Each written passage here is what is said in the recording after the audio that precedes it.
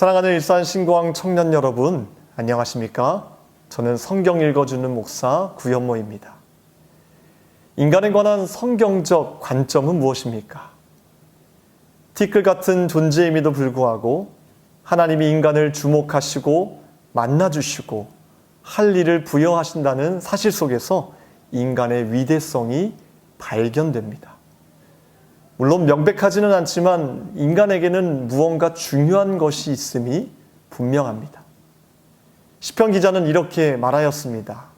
사람이 무엇이기에 주께서 그를 생각하시며 인자가 무엇이기에 주께서 그를 돌보시나이까. 그를 하나님보다 조금 못하게 하시고 영화와 존귀로 관을 씌우셨나이다. 아멘. 오늘은 고린도전서 2장의 말씀을 가지고 하나님과의 대화의 시간을 가져보려고 합니다.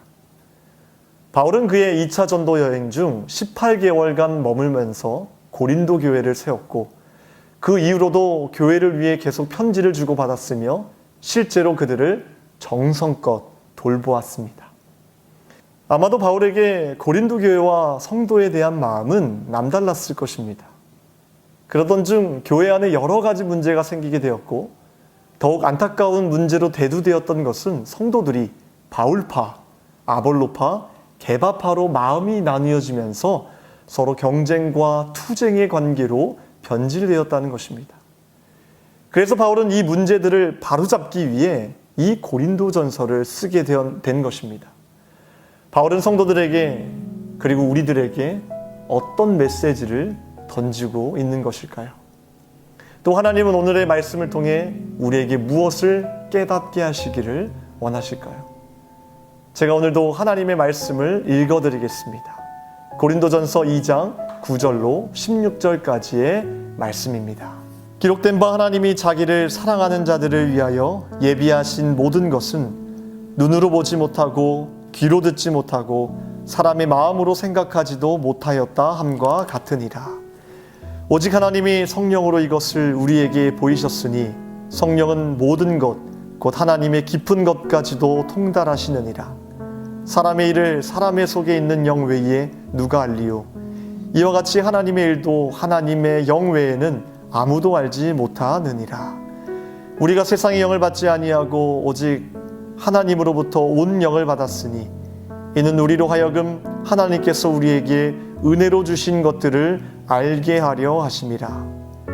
우리가 이것을 말하거니와 사람의 지혜가 가르친 말로 아니하고 오직 성령께서 가르치신 것으로 하니 영적인 일은 영적인 것으로 분별하느니라. 육에 속한 사람은 하나님의 성령의 일들을 받지 아니하나니 이는 그것들이 그에게는 어리석게 보임이요 또 그는 그것들을 알 수도 없나니 그러한 일은 영적으로 분별되기 때문이라. 신령한 자는 모든 것을 판단하나 자기는 아무에게도 판단을 받지 아니하느니라. 누가 주의 마음을 알아서 주를 가르치겠느냐? 그러나 우리가 그리스도의 마음을 가졌느니라. 아멘. 제가 이 본문의 말씀을 다시 한번 읽어드릴 텐데요. 이번에도 마찬가지로 여러분들이 해야 할 일은 마음에 확 와닿는 단어나 문장을 찾으시고 그것이 왜 내 마음에 와닿는지 스스로 생각해 보시기를 바랍니다. 그 다음에 하나님께 이렇게 여쭤보십시오.